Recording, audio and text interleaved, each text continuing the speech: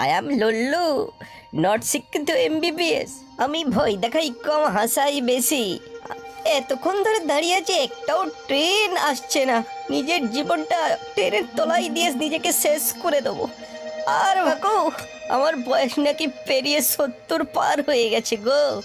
সুন্দরী মেয়েরা আমাকে হেট করছে, তাই সেই দুঃখে আকাশপথের যাত্রাটা কি সুন্দর লাগছে। আমি তো মেঘ ধরেই ফেলেছি রে, মেঘ ধরেই ফেলেছি। আজ মনে হচ্ছে চাঁদে গিয়ে যদি একটা খ্যাতি অর্জন করতে পারি না, জীবনটাই একটা ধন্য হয়ে যাবে রে। আর ইতিহাসের পাতায় পাতায় তো শুধু লুল্লু আর লুল্লু আর লুল্লু গো।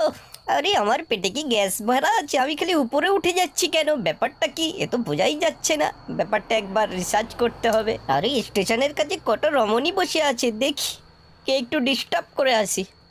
আর নিজের চেহারাটাকে একটু কালার ড্রেস দিয়ে বদলে দিই, নাহলে কেমন কেমন লাগে।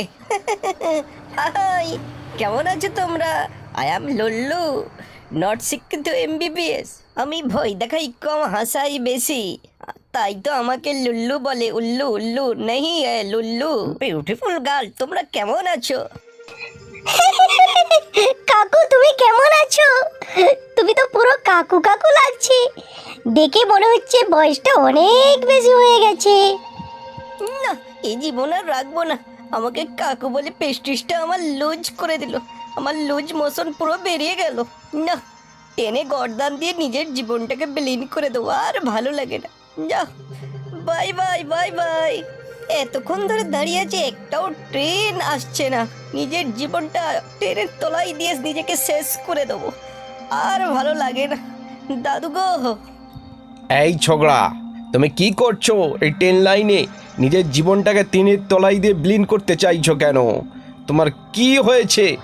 কাকু কাকু, আমার বয়স নাকি পেরিয়ে 70 পার হয়ে গেছে গো। সুন্দরী মেয়েরা আমাকে হেট করছে, তাই সেই দুঃখে।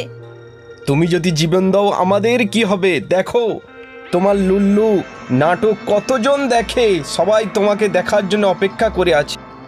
তাই বুঝি, তাই বুঝি আমাকে এত মানুষ ভালোবাসে, আমার গল্প এত মানুষ দেখে। না, আমি মায়ায় আর মরতে পারলাম না গো। কাকু গো, এক ফাইল ফেয়ার লাভলি দাও আমাকে, আমি গায়ে মেঘে জীবনটাকে সাদা সাদা করে দিই।